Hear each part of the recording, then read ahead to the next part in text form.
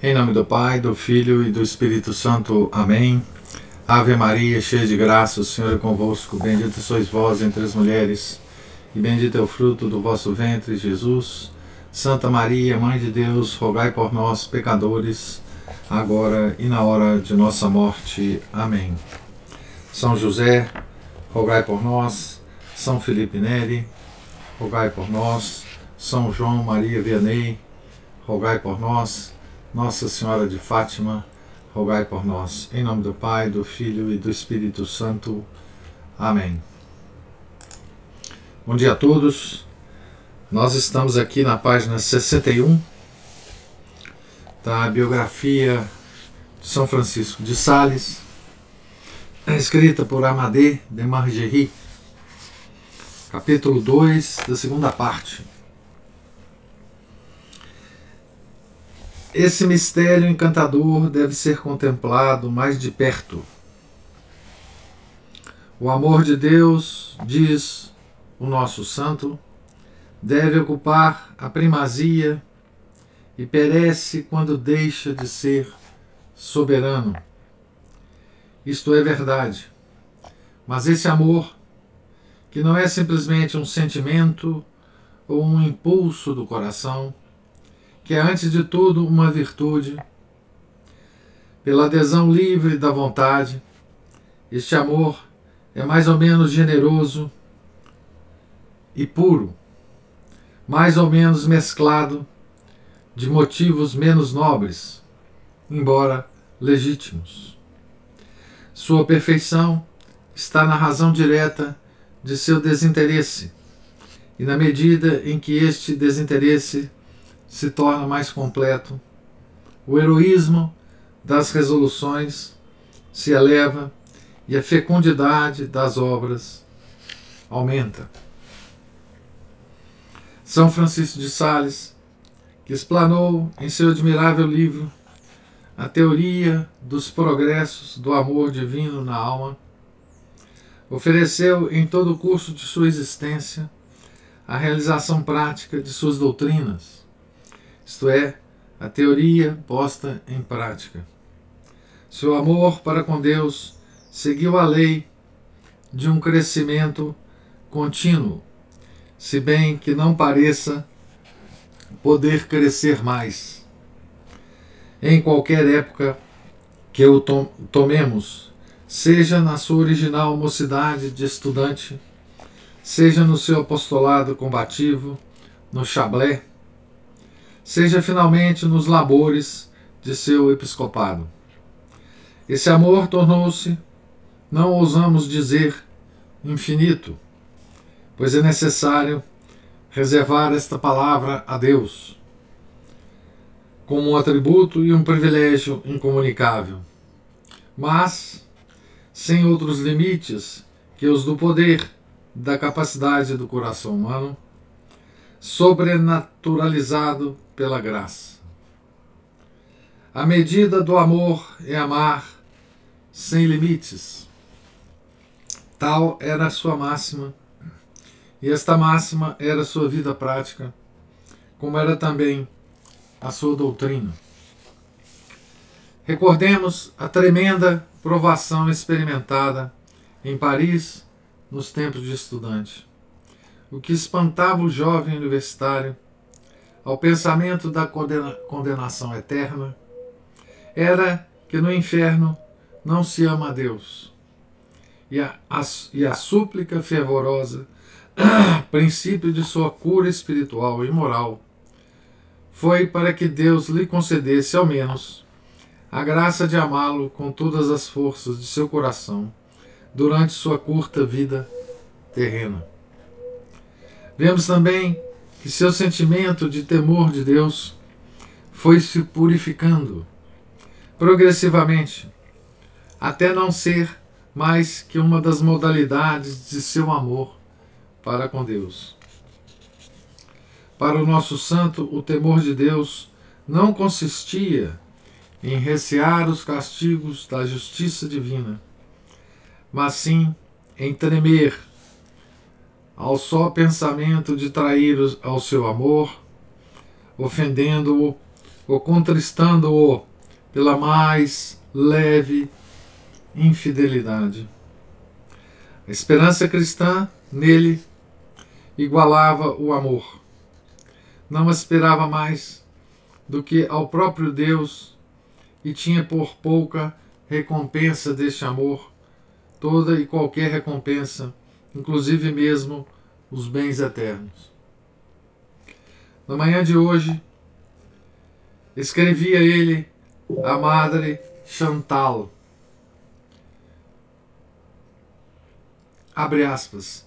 Não pensei senão nesta eternidade de bens que nos guarda, mas na qual tudo me parecia pouco ou nada, se não fosse este amor invariável e sempre atual deste grande Deus, que aí reina sempre. Pensa, na verdade, que haveria um paraíso entre todas as penas do inferno, se o amor de Deus lá pudesse penetrar. E se o inferno tivesse uma centelha de amor de Deus, parece-me todos os seus tormentos seriam desejáveis. Considero todos os gozos celestes como verdadeiro nada diante deste amor soberano. Ah, é preciso renunciar todos os bens e transportar nossos corações para junto deste Rei imortal e viver unicamente para Ele. Finalmente, somos todos de Deus, sem outra aspiração que a honra e a glória de pertencer-lhe. Se sentisse uma só afeição, que não fosse dele e para ele, arrancá-la-ia imediatamente do meu coração. Tratando das disposições com que o coração deve abandonar-se ao beneplácito divino, escreveu: preferiria o inferno com a vontade de Deus ao paraíso sem ela. Sim, ele, o coração, preferiria o inferno ao paraíso desde que soubesse que o agrado de Deus estava na sua perda. De modo que, se por uma suposição impossível, ele soubesse que a sua condenação era mais agradável a Deus do que a sua salvação, ele deixá-la-ia para se precipitar nas penas do inferno. Isso aqui, esse trecho é um trecho do livro Tratado do Amor de Deus, né, de São Francisco de Sales. Um tal amor, tão delicado e tão forte, é um princípio soberano de ação que não permite que nenhum pormenor da vida escape ao seu império. Santa Joana de Chantal diz em seu depoimento: reconheci claramente pelas palavras e pelas ações de nosso bem-aventurado Pai que o amor de Deus exercia soberana autoridade e pleno domínio sobre todas as suas paixões e afeições. Sustento ser verdade notória e pública que todos os atos de sua vida foram o efeito e a prova deste santo amor de Deus, que dominava tão poderosamente em sua alma. Isso aqui é parte do depoimento de Santa Joana de Chantal no processo de canonização. Deste supremo domínio e governo, vemos proceder tudo que faz a beleza interior desta alma. Primeiro que tudo, falaremos da harmonia.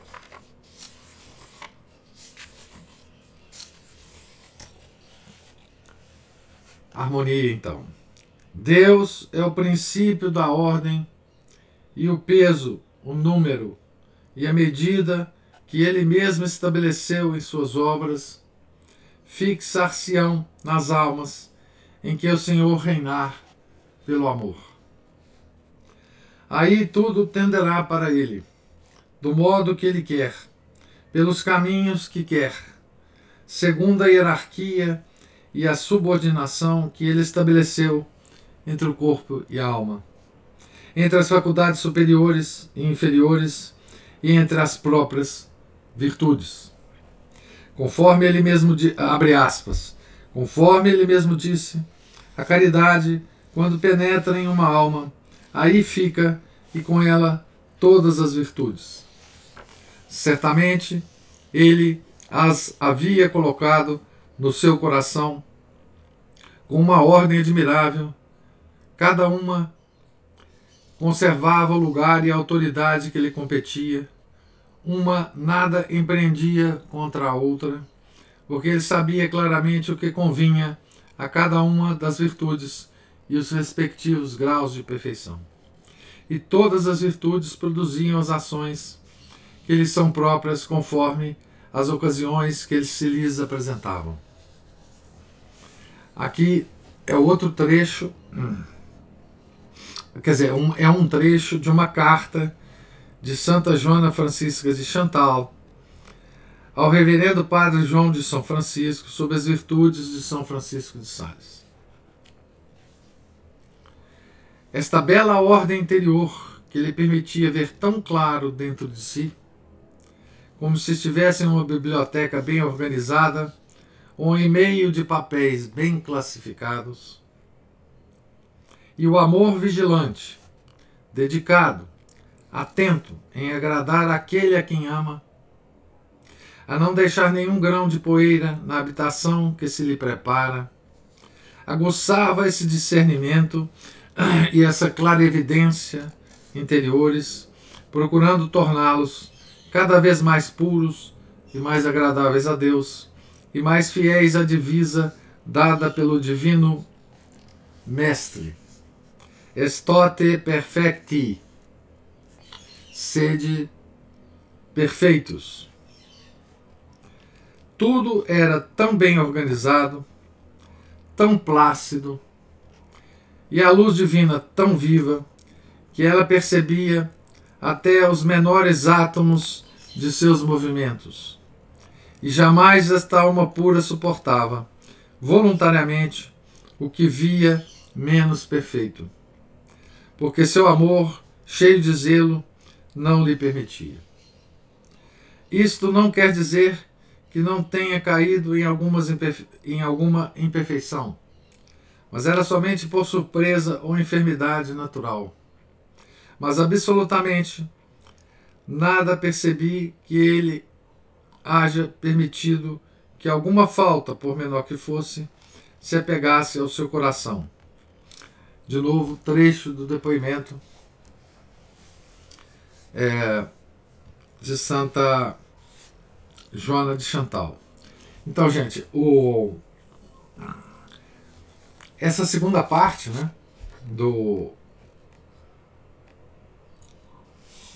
livro que nós estamos lendo tem o título O Segredo da Santidade, né? E aqui esse capítulo está comentando, né, sobre o amor de Deus, né? Não há nada mais elevado em teologia do que esse amor de Deus, né? Não há nada mais misterioso do que esse amor que Deus tem por nós e que nós devemos retribuir a Ele, né?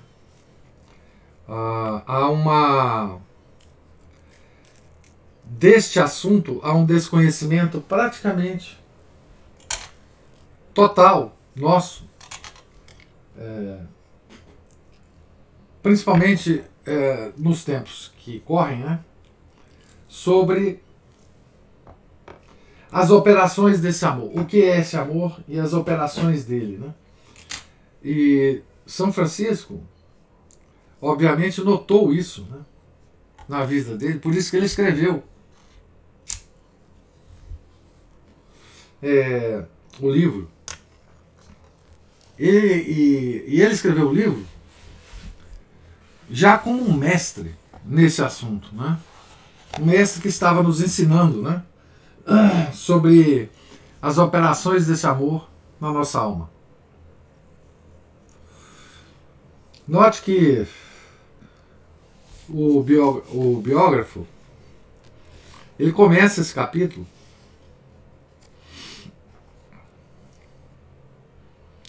dizendo o seguinte: o amor de Deus deve ocupar a primazia e perece quando deixa de ser soberano.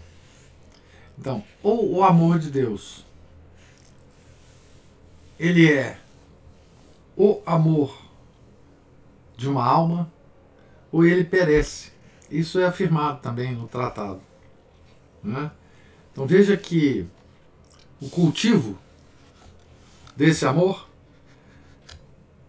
foi, digamos assim, a marca registrada de São Francisco de Sales, né?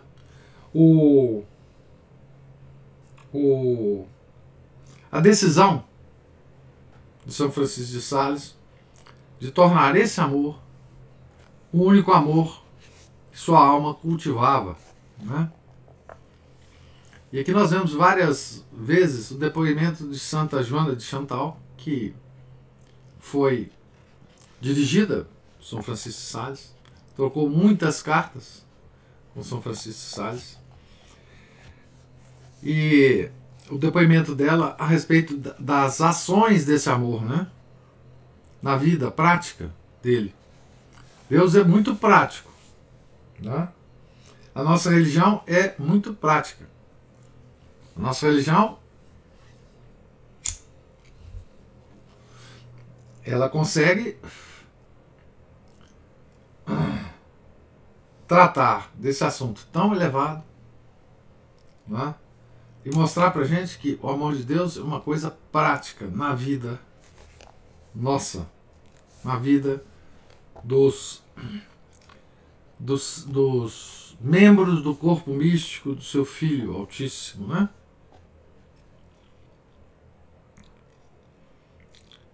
Foi, pois, uma alma sempre em marcha e ao mesmo tempo sempre vigilante. Não em marcha para realizar coisas grandes ou extraordinárias, porque nunca fez mistérios, isto é, coisas extraordinárias e singulares, nem coisa alguma que despertasse a admiração daqueles que olham apenas a superfície e o exterior, mas era uma alma em caminho para fazer sempre o melhor. Então, isso também é uma característica do amor de Deus, né? Isso é uma das coisas mais extraordinárias, né, do amor de Deus. Ele não almeja coisas extraordinárias, grandiosas. Isso aconteceu com o próprio São Francisco de Sales. A possibilidade e o dever de um progresso sempre contínuo e indefinido constituem o caráter distintivo e privilegiado da vida moral, comparadas às obras primas. Na eloquência ou na poesia, na pintura ou escultura, há um apetite. Aqui está errada essa palavra, né? Um apetite de perfeição que o artista não pode ultrapassar sem estragar a obra com retoques. E para cada artista há também um fastígio, no qual a fraqueza humana o condena a parar ou declinar. Na vida moral é diferente. A imagem de Deus que temos em nós mesmos, podemos e devemos torná-la sempre mais fiel e mais bela. Ainda mesmo que os grandes atos de dedicação se tenham apresentado no começo da carreira espiritual, e os últimos anos passem no que se chama roteiro comum, a virtude pode e deve sempre crescer intimamente. Pode e deve sempre dizer: mais adiante, mais alto. Qual, porém, deve ser a forma desse progresso? É, antes de tudo, a reforma dos costumes. Enquanto resta, na natureza humana, alguma coisa que não está sobrenaturalizada, enquanto há no velho homem alguma coisa que não está transformada pela graça divina, é necessário ter a espada na mão para dominar e submeter o que resiste. Nosso santo oferece-nos notável exemplo dessa guerra vitoriosa. Nenhuma de suas virtudes encantou mais os contemporâneos e contribuiu mais para o êxito de sua ação apostólica sobre as almas do que sua incomparável doçura. Ora, é preciso saber que essa virtude era uma conquista sobre si mesma e não um dom natural. Francisco possuía em seu caráter a impetuosidade, que não é rara nas almas generosas e na qual muitas vezes se comprazem. Iludidas pela preguiça e pelo orgulho, tomam-na como companheira inseparável do entusiasmo e persuadem-se de que, se dominarem a própria impetuosidade, perderão toda a energia e toda a flama de seu temperamento. O bispo de Genebra estava muito longe desse modo de pensar. Para reconhecer na impetuosidade natural um inimigo a combater, bastava-lhe considerar, primeiro, que não está em ordem, pois tira a tranquilidade da alma e a plena posse de si mesma, embora seja por um instante, e porque chega às raias da impaciência, que é um defeito, e da cólera, que é um vício e uma fonte de pecados. Em segundo lugar, ele considerava que a impetuosidade é incomparável com a atuação sobre as almas, pois as afasta, justamente quando mais necessário é atraí-las.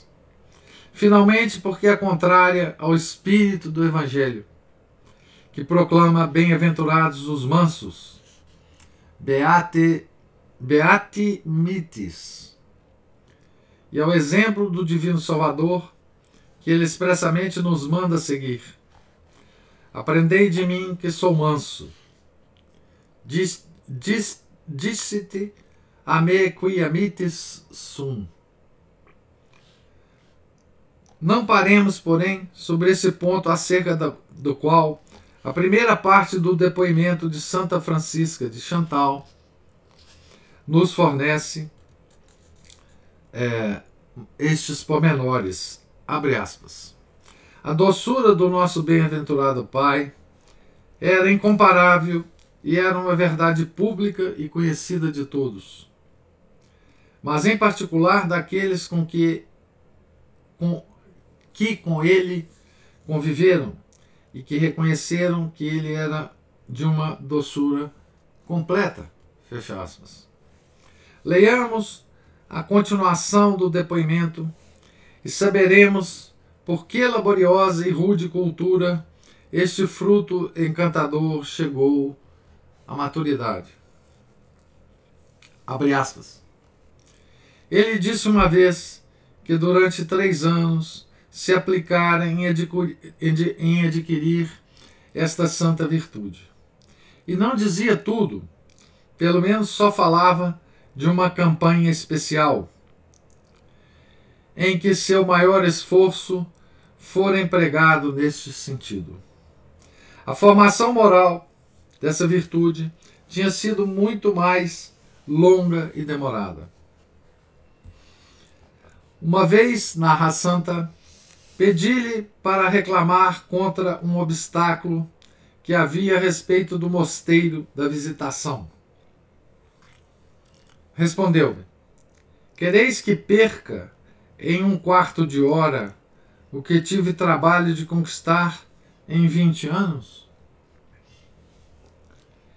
E de outra vez, continua Santa Chantal, e de outra vez, em certa ocasião em que havia motivo justo e grande para se contrariar, declarou-me que fora obrigado a tomar com as 2 mãos as rédeas de sua cólera para fazê-la parar. Fecha aspas. É imprescindível conhecer todos esses pormenores característicos para apreciar toda a beleza moral do retrato que os precede e para adivinhar tudo o que encerram de trabalho interior estas palavras tão breves, tão simples. Abre aspas. Nunca ouvi dizer que alguém tivesse visto este bem-aventurado praticar alguma ação encolerizado. Fecha aspas. Palavras de Santa Chantal, né? O trabalho de reforma interior tinha sua parte mesmo em uma alma em que, desde cedo, a virtude tomara o caráter de santidade. Esta parte, porém, é a menor em seus movimentos ascensionais, que eram antes de virtute in virtutem, do bom para o melhor. Convencido de que é sempre possível fazer melhor as suas ações, porque ele havia posto seu ideal na perfeição absoluta e a lei de sua vida em imitar ao Deus homem, subia sempre, fortemente e suavemente, impelido pelo sopro do amor sobrenatural. Ia depurando suas intenções, dominando sua vontade. Não sei, deu uma travada aqui. Não sei aonde eu parei na última. Então, vou continuar aqui da onde eu acho que foi travado, né? Ia depurando suas intenções, dominando sua vontade, tornando mais perfeita e mais completa esta doação de si mesmo a Deus. Doação que renovava sempre, amando mais e mais puramente. Aquele que ele sabia jamais poder amar bastante, senão por meio do inteiro esquecimento de si próprio. Ainda neste ponto, a sua doutrina é a norma de sua vida e sua vida é a imagem de sua doutrina. Abre aspas. A verdadeira virtude, escreveu São Francisco de Sales, não tem limites, vai sempre além. A caridade, sobretudo, que é a virtude das virtudes, e como tem o infinito por objeto, seria capaz de tornar-se infinita se encontrasse um coração capaz do infinito. É um favor imenso para nossas almas que elas possam crescer mais e mais no amor de Deus, sem outros limites que os desta vida mesquinho. Aqui também é um trecho do Tratado do Amor de Deus. Para mostrar até onde chega este amor, é preciso pronunciar uma palavra que aparece muitas vezes nas suas cartas de direção espiritual e que desempenha papel muito importante no desenvolvimento de sua vida interior. Palavra essa muitas vezes mal compreendida e vivamente criticada por aqueles que não lhe compreendem a verdadeira significação e que, entretanto, indica o ponto culminante e a perfeição do amor. O amor é tanto mais puro e tanto mais isento de elementos estranhos, quanto mais exclusivamente se une ao seu objeto e mais intimamente se desapega de todo o afeto e de toda preferência que não seja o seu amado. Então, mais puramente ama a vontade de Deus, pois ama porque é a vontade de Deus, e não pelas consolações ou proveitos que traz. Quer se manifesto pelos preceitos da lei natural, ou pelas ordens dos legítimos superiores, pelas inspirações da graça, ou por qualquer outro sinal, ele a reconhece e, reconhecendo-a, a segue até a morte. O amor, porém, não pode conhecer antecipadamente a vontade divina, que se manifesta pelos acidentes exteriores e pelos acontecimentos prósperos ou adversos da vida. Então aqui, lembrando, né, que aqui ele está dizendo sobre a ação de Deus através das causas segundas, né? Nós temos que desenvolver esse faro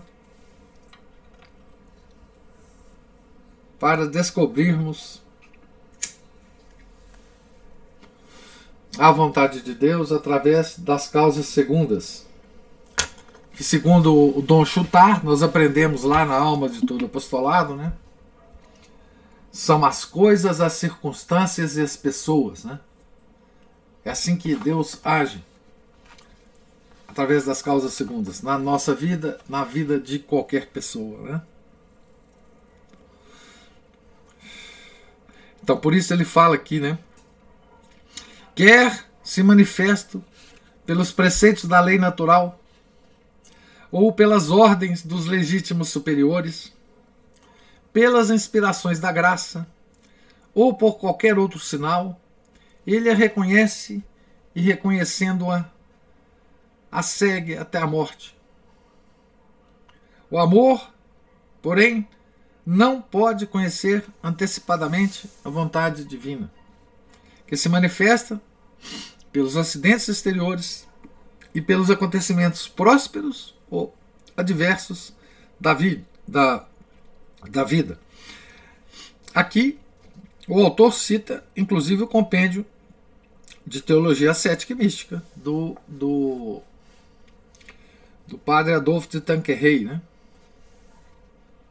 Que fazer então? Né? Essa é a pergunta, né? Nossa, de todo mundo, né? Bom, então, o que fazer se nós não conseguimos antecipar, antevir, né? O amor de Deus, né?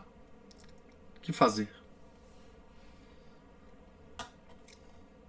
Ama e adora antecipadamente a vontade divina, muito embora a desconheça. Conserva-se nesta expectativa, pronto para não para sofrer, pois isso não seria uma atitude cristã.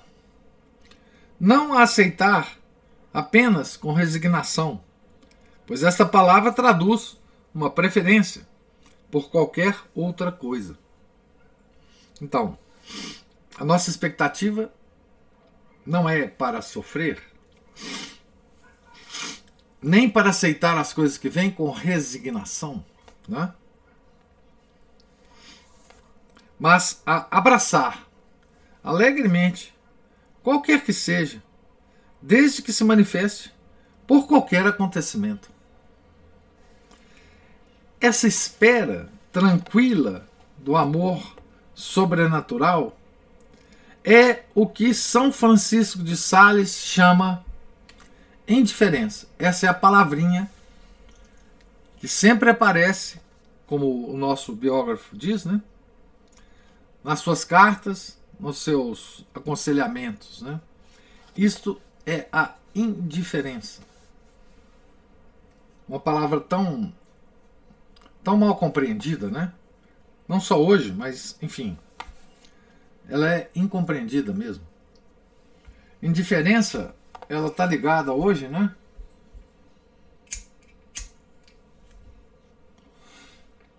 Com desprezo.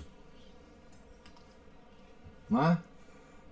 O que não tem nada a ver com o que o São Francisco de Sales quer dizer com a palavra. Né? Vê-se bem,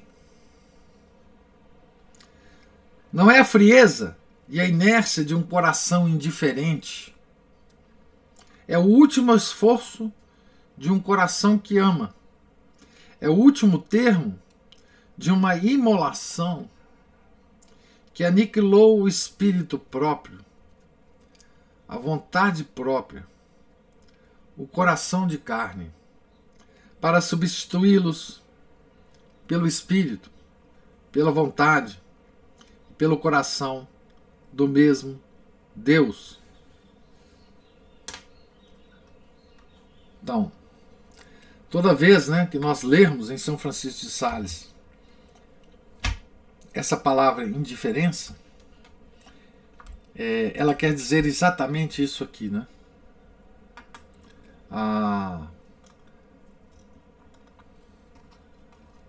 A imolação da vontade, né? A mortificação da vontade aos pés de Nosso Senhor Jesus Cristo, né?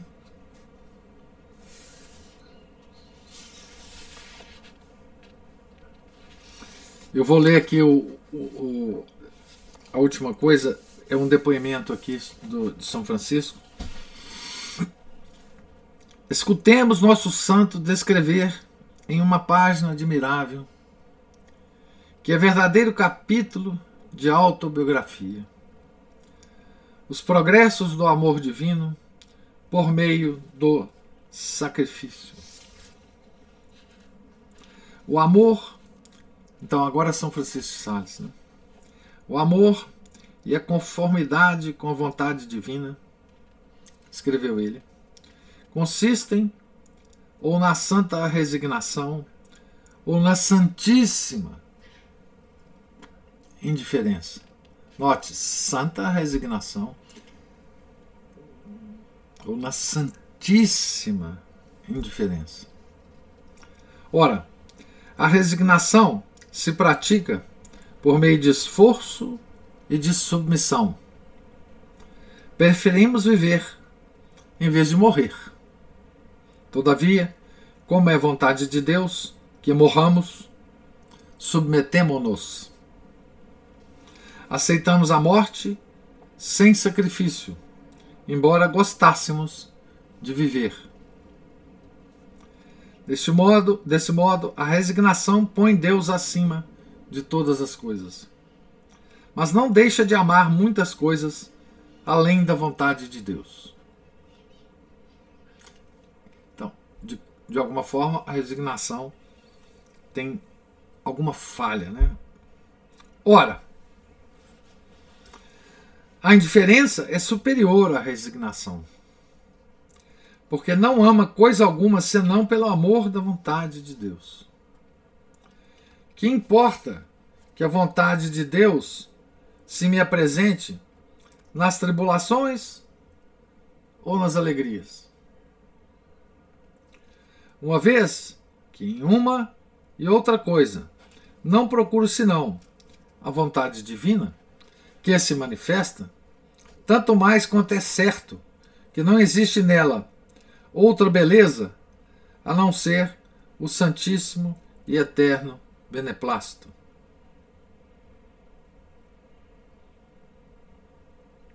Se quer apenas água pura, que importa que me ofereçam em uma taça de ouro ou em um copo de vidro, que não tem outra cor a não ser a da mesma água, que eu então posso ver melhor.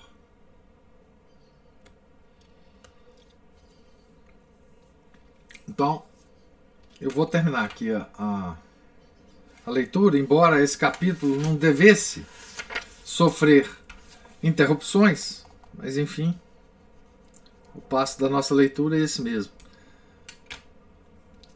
Amanhã eu volto a ler essa... vocês vejam que essa doutrina, né, da santíssima indiferença, A gente encontra isso em vários santos, né? Santo Inácio de Loyola, os exercícios espirituais de Santo Inácio de Loyola, né? Então, a resignação ele chama de santa. Embora na resignação haja uma mistura ainda de uma certa preferência nossa. Na indiferença, que ele chama de santíssima, não há mais mancha dessa preferência. Então, esse é um aspecto prático dessa coisa tão elevada espiritualmente, que é o amor de Deus, que é o centro da vida de São Francisco de Sales, que é onde tudo que ele fez na vida é o centro onde tudo que ele fez na vida girou, né? Tudo que ele conseguiu nessa vida girou em torno desse conceito, sobre o qual ele escreveu um livro, né? Que tem, deixa eu pegar aqui este livro, que tem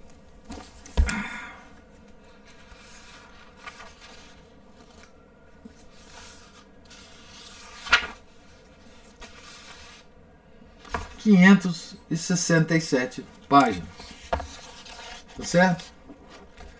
Na edição que eu tenho aqui, que é a edição da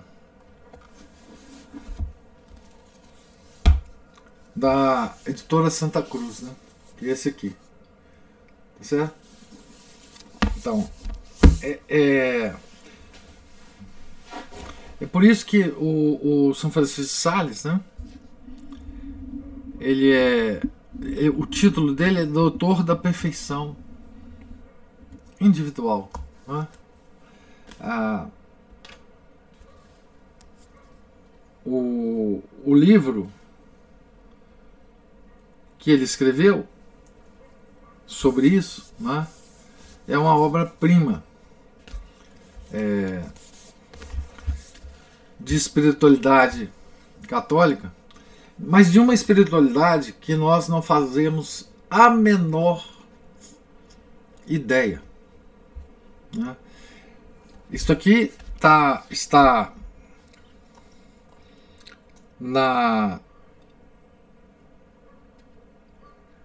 Isto aqui é uma matéria que está englobada no que a igreja chama de teologia ascética e mística, né? Portanto, é um tratado de mística católica, né?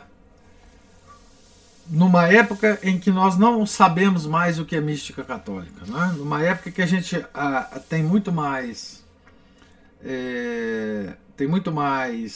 familiaridade com a mística do Oriente, né? Com os gurus, com aqueles faquires, né? Com meditações budistas, né? Então, esse santo ele é quase incompreensível para nós dos tempos atuais, né? E por isso a leitura de sua vida e de suas obras é tão importante, né? E por isso aquele livro Filoteia, né, é um livro que tem um sucesso grande, editorial, inclusive hoje em dia, né? Ele atrai talvez pela estranheza, né? Ele atrai por esse espanto, né, que nós temos ao ler esse livro, perguntar assim: puxa, mas isso é mística católica? Isso é descrição de uma vida católica? Onde que ela está hoje, né? Onde é que está essa vida? Como que a gente pode adquirir, né? São Francisco de Sales é um santo que nos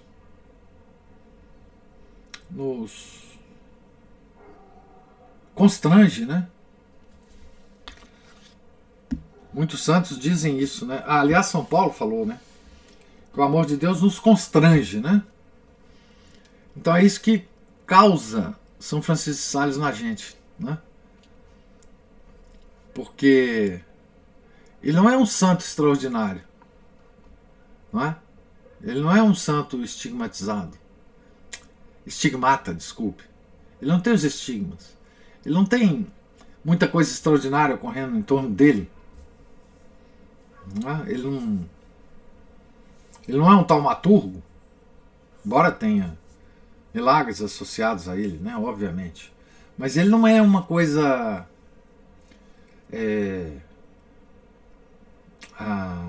chamativa, não é? Porque ele trata de uma coisa altíssima, de uma coisa que tem a ver com a perfeição da alma individual, né? Da ascensão da alma a Deus, né? Que todos os místicos estão preocupados com isso, né? No século XIX, Padre Faber escreveu um livro só sobre isso, né? Progresso na vida espiritual. É uma coisa tão desconhecida e tão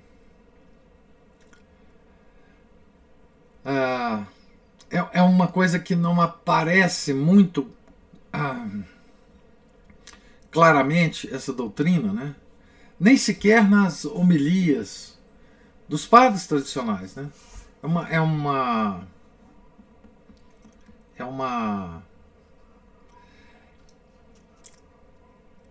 espiritualidade de fundo, é uma coisa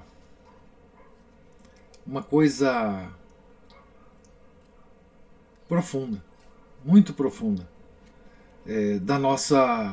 do nosso depósito da fé, né? Do nosso depósito da fé. Então é isso, nós paramos aqui na página, no pezinho da página 69. Eu pergunto se opa, já levantou a mão aí, ó. Ana Paula ou o Márcio já levantou a mão aí. Bom dia, professor. Bom dia a todos. Bom dia. Bom, sou eu. Bom, umas coisas interessantes que a gente viu aqui, eu perdi logo no comecinho, assim, mas já peguei uma boa parte da leitura aí. São coisas interessantes que a gente observa. Bom, um dado que eu acho que até a Ana Paula marcou, sobre a questão do colérico e a mansidão, a humildade, isso aí, para todos nós, em certos momentos, né, a gente tem que ter isso gravado na memória. Eu vou copiar esse trecho. Fazer uns quadrinhos, espalhar pela casa, pôr no espelho.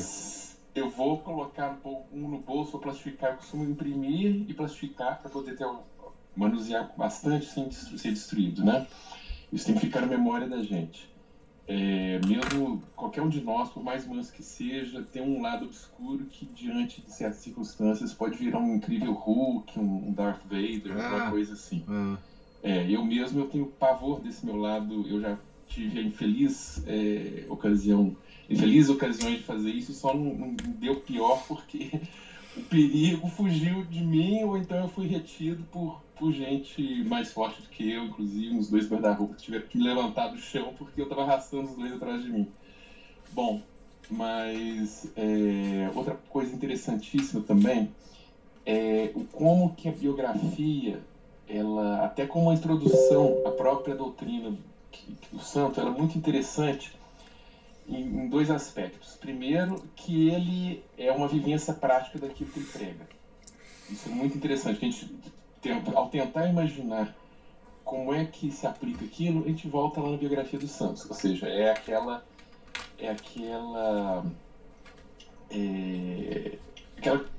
aquela coisa boa que toda a biografia, né, todo estudo geográfico faz. O segundo é que ela é uma ótima introdução, já que é um exemplo prático, né, justamente a doutrina que ele ensina, né, que ele prega, né, e tudo mais. Muitas vezes até as próprias as biografias deles ficam mescladas com as próprias doutrinas, como se for no caso de Santa Teresinha, mas isso facilita demais. Muitas vezes as pessoas que dão os exercícios ancianos, sejam em retiros mais prolongados, ou naqueles chamados retiros em casa, a pessoa faz durante a semana toda, no momento de meditação dela, e se reúne com o diretor uma vez por semana. uma das primeiras coisas que a gente tem que ler é a biografia de Santo Inácio de Loyola. Aprender o que... E às vezes não uma apenas, mas duas ou três, para aprender como é que ele começou aquilo, como é que ele elaborou aquilo e como é que ele viveu aquilo. E como é que ele ensinou aquilo aos outros e quais foram os resultados práticos daquilo, né? Resultados práticos daquilo e daqueles também dos discípulos que seguiram aquilo. E dos resultados justamente que apareceram diante de certas circunstâncias que pediam aquilo. Santo Inácio era ali daquela confusão do século XVI, né? E era aquilo que era necessário. Naquele tempo e é necessário em todos os tempos e mais ainda no nosso tempo. E, em terceiro lugar, a quantidade de coisa boa, de doutrina boa que a gente vai aprendendo nesse livro também, né? Por tabelas, menções a tais e quais obras dele, do São Francisco de Sales, né? Que, inclusive, mesmo quem não tenha tido contato com ela, vai ter uma referência para poder, inclusive, buscar mais e estimular a leitura e, principalmente, a prática, né? Que, igual como o senhor disse no trecho anterior ali, a nossa religião é essencialmente prática. Não adianta ficar todo mundo discutindo a escadaria da igreja, segundo Santo Tomás de Aquino, e não sei o que, disputas escolásticas ali que não vão levar a nada, enquanto isso a vida da pessoa, quer dizer, às vezes até leva uma coisa que você consegue extrair uma conclusão que possa aplicar na sua vida prática, não meramente especulação, né? Mas é isso, aí caso o senhor queira acrescentar alguma coisa, foram só os pontos que eu achei muito interessantes e que, caso o senhor queira falar mais, melhor ainda, que vou deixar a coisa mais interessante. Obrigado. Obrigado você, Márcio. Não, nós vamos ler a biografia em algum momento, se Deus quiser, a biografia de Santo Inácio, não é? Você lembrou aí você está sempre lembrando de Santo Inácio, né? Mas em algum momento nós vamos nos debruçar sobre Santo Inácio também, né? Que era um homem muito curioso o contraste da vida de Santo Inácio, né? Porque ele era um homem extremamente prático, né? Ele era militar, né? Ele era um homem prático e ele nunca deixou de ser, né? E era aquela velha história que nós já discutimos aqui, né? O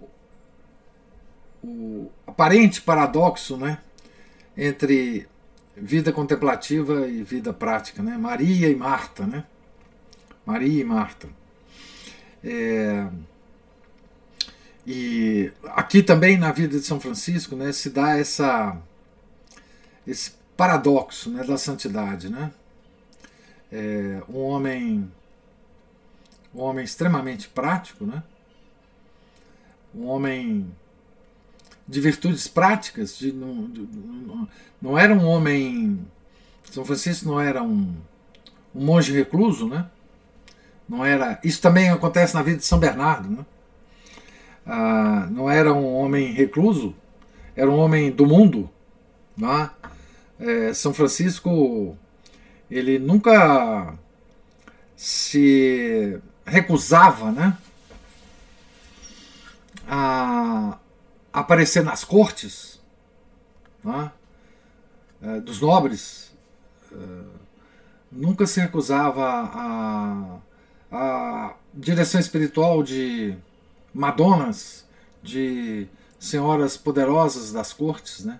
Ele era muito criticado, inclusive, por isso. Muito criticado na época. Ele dá uma ideia disso muito como que um vislumbre na introdução que ele faz ao Tratado do Amor de Deus. Ele menciona certas críticas que ele recebeu ao longo da vida por certos comportamentos que ele teve, né? Então ele era um homem extremamente prática, certo? Vida extremamente prática, né? E é esse homem, ou são estes homens, que ascendem aos níveis mais altos da mística católica, né? Então, assim, como você disse, né? São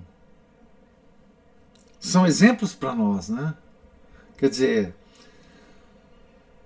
há espaço para a clausura. A igreja sempre prezou demais a clausura, né? Há um espaço infinito para os monges e as freiras em clausura, rezando e reparando para nós, né? Mas esses santos são, para nós, digamos assim, fiéis leigos, uma luz, né? Porque nós estamos no mundo, né? E nós estamos procurando a santificação no mundo, nessa confusão, né? E esses são os homens práticos que nós devemos seguir, né? Esses são os homens práticos que nós devemos seguir. Quer dizer, aqueles que estão também no mundo, que estiveram no mundo, que encontraram toda a podridão do mundo. Veja bem, São Francisco de Sales, gente, viveu na Renascença. Ele era renascentista. Então tudo, assim, nada... Ele não desconhecia nada da devassidão do mundo, dos problemas dos pecados mais terríveis. Ele era um diretor de almas, ele conhecia todos os movimentos da alma humana, todos os nossos pecados, em si mesmo e nos outros. Ele era um grande diretor de almas, né? Então, esses santos são particularmente, né, importantes para nós por causa do nosso estado. Como é que é estar no mundo, não é? Viver uma vida católica e nos santificar. Essa aí é a resposta que esses santos têm para nós, né? Ana Paula ou Márcio levantou a mão. Acho que agora é Ana Paula, não sei se eu vou errar. Acertou. É que o senhor falou aí da prática, né? E me fez pensar o seguinte, lendo esse pequeno trecho aqui sobre a personalidade de São Francisco, né, ele dando alguns exemplos de si próprio, eu fiquei pensando que o quanto foi dito aqui, que o quanto que isso contradiz a psicologia moderna, né? Que com as suas... porque que diz que nós não podemos, como fala, não é contrariar, isso. Reprimir. Reprimir, isso. Nós não podemos reprimir os nossos impulsos, né? Causa neurose, né? Causa neurose. E isso, traumas, imensos traumas que vão nos acompanhar pela vida inteira, né? E que esses traumas que vão fazer ser responsável por outras atitudes que nós vamos tomar pela vida afora. E que, então, assim, eu fico pensando que tudo isso, quanto que isso, e aí me dá uma raiva até, porque eu fico pensando quanto que isso tudo contribuiu para que hoje nós fôssemos homens e mulheres de geleia. É isso. Né? Nós somos muito fracos. Deus Pai falou tantas vezes, usou tantas vezes a palavra virilidade naquele livro de Aldo, né? Com Santa Catarina de Siena. Porque nós somos muito moles, né? E quanto trabalho que nós vamos ter, trabalho árduo pela frente, para tentar nos fortalecer, né? Quanto que a gente vai ter que rezar e implorar a Deus que nos dê a graça de nos fortalecermos um pouco para nos livrarmos dessas ideias que estão tão impregnadas em nós, né? E que nos direcionam tanto hoje em dia. É difícil, né? Vai. É apavorante isso até, né? Apavorante. Porque se a gente compara o nosso estado atual, né, o nosso nível de moralidade atual, né, com o nível de moralidade que Deus nos exige para a nossa salvação, e isso é um pensamento apavorante, eu acho. Para mim é, né? E assim, quer dizer, comparando, né, a vida, porque assim, nós temos que nos comparar com os santos, porque os santos são homens como nós somos, foram homens como nós somos, né? Tratou com o mundo como ele é, como sempre é, né? E agora, na atual circunstância do nosso mundo, assim, eu tremo de pensar, né, no destino das almas, né, que estão se desligando do corpo, morrendo, né? Cada personalidade que morre, né, a gente fica pensando, né, o que será dessa alma, né? Enfim, você falou da psicologia, né? Psicologia, quer dizer, as ideias que Freud introduziu, né, na psicologia são tão deletérias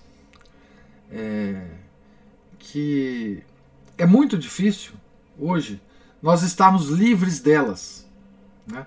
Porque elas foram introjetadas na nossa civilização de tal forma que nós estamos encharcados dela, né? E a espiritualidade católica, a verdadeira psicologia, né? Porque a psicologia é estudo da alma, então só a igreja tem a verdadeira psicologia, não há outro lugar para encontrar. Ela é tão diferente, ela tem pressupostos tão diferentes, que isso é uma das coisas que me faz tremer.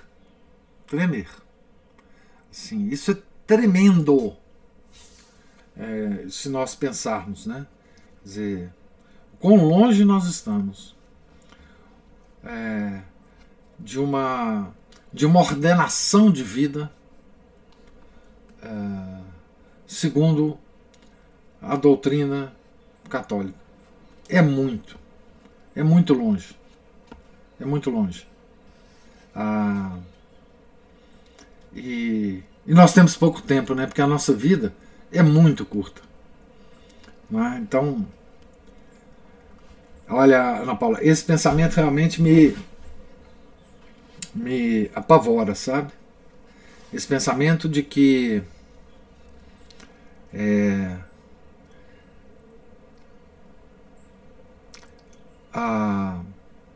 essa parte da doutrina católica tão desconhecida por nós, né, da teologia moral e da teologia mística,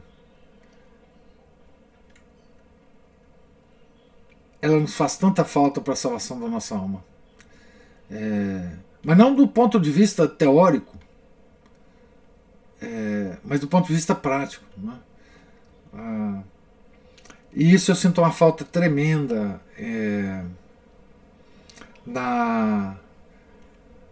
no ensino da igreja, né, atual. Não digo isso, eu estou dizendo até do ensino da igreja ligado à tradição mesmo da igreja, né?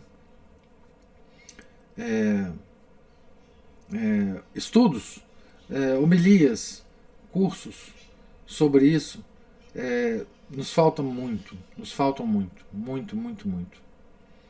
E vamos caminhando, né, lendo a vida dos santos e às vezes pegando aqui e ali vislumbres disso para que nós possamos no final da vida alegar a Nosso Senhor, pelo menos, que nós tentamos, né? Quer dizer, fizemos tudo errado, mas pelo menos nós tentamos, né? E nunca nos desesperarmos, né? Porque a misericórdia de Deus, ela é muito maior do que qualquer dessas coisas, né? Você levantou de novo a mão aí, Ana Paula ou Márcio, né? Eu já disse uma vez que eu fiz um curso que se autodenominava autoconhecimento. Foram anos, vários anos, em que eu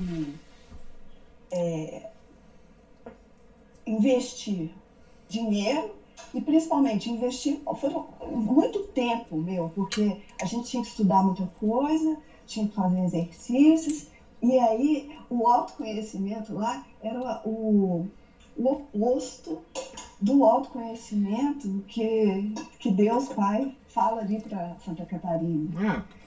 Que era um autoconhecimento que me colocava, ele era bem antropoteísta mesmo. Ele nos colocava cada um como centro de tudo, ao invés de Deus, ao invés daquele reconhecimento de que Deus é que é o princípio. É o conheça-te a ti mesmo, né? Do oráculo lá de Delfos.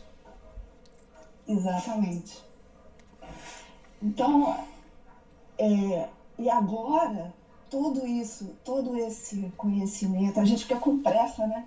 Nossa! Porque, como o senhor disse, o tempo é curto, né? Mas tem algum lugar também que diz que é urgente ter paciência, né? A gente precisa ter paciência. E porque a gente também tem uma outra coisa, né, professor? E é urgente que nós tenhamos essa honestidade de procurar, não sei se a melhor palavra seria essa, mas assim, porque quando a gente vê ouve um sermão, ou lê um livro, um trecho, uma coisa, a gente fica tentado falar assim, bem que fulano podia ouvir isso aqui, bem que fulano podia ler isso aqui. E esquece da gente mesmo, né? A gente tem essa tentação de ficar procurando, vendo para os outros e esquecendo de buscar na nossa própria vida onde é que a gente está ali, né? A gente tem que... Onde que a gente se insere ali? A vida dos santos, ela tende a nos colocar no nosso verdadeiro lugar, né? Por comparação, né? Quer dizer, e digamos assim, esse tipo de mensagem dos santos para nós, com a sua vida, né?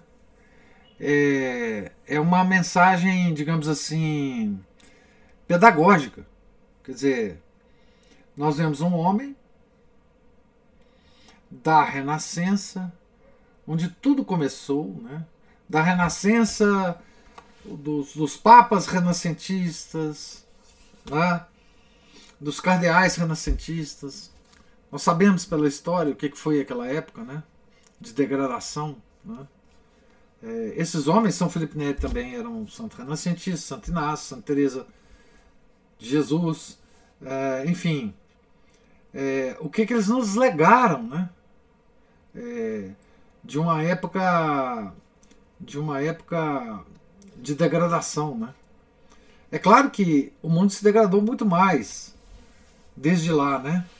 Mas uma coisa que a gente normalmente esquece, né?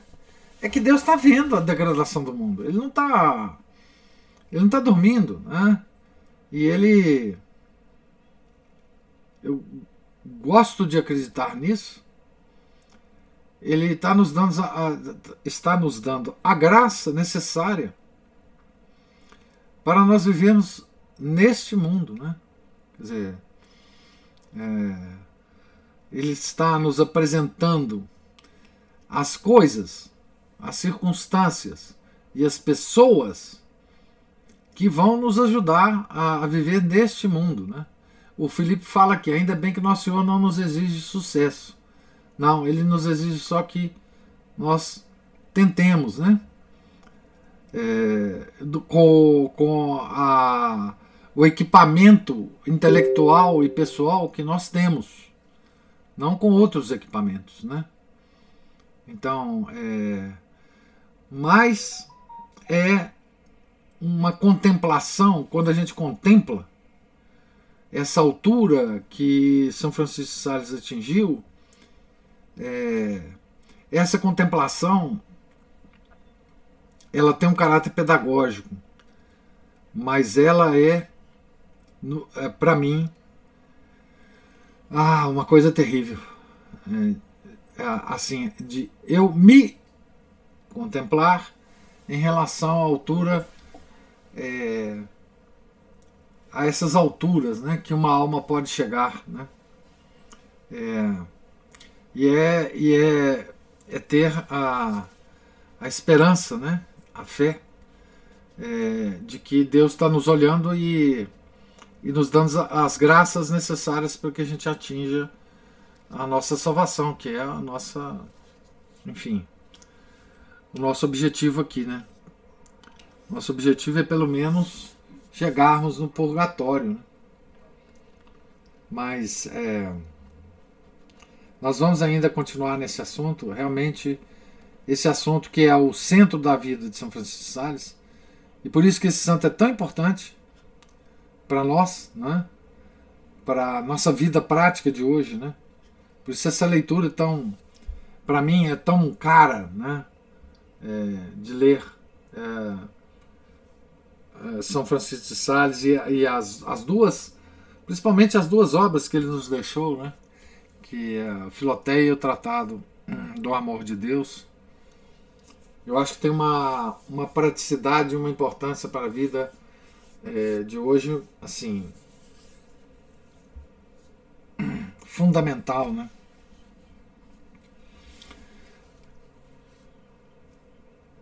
Mais alguma observação, gente? Ou alguma pergunta? Então, Deus lhes pague a paciência, a presença, os comentários, que enriquecem muito a leitura. Tenham todos um santo dia, fiquem com Deus. Amanhã nós retornaremos ao pé da página 69, se Deus quiser, para continuar a leitura. Em nome do Pai, do Filho e do Espírito Santo. Amém. Ave Maria, cheia de graça, o Senhor é convosco. Bendita sois vós entre as mulheres, e bendito é o fruto do vosso ventre, Jesus. Santa Maria, Mãe de Deus, rogai por nós, pecadores, agora e na hora de nossa morte. Amém. São José, rogai por nós. São Felipe Neri, rogai por nós. São João Maria Vianney, rogai por nós.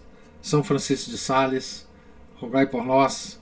Nossa Senhora de Fátima, rogai por nós. Em nome do Pai, do Filho e do Espírito Santo. Amém.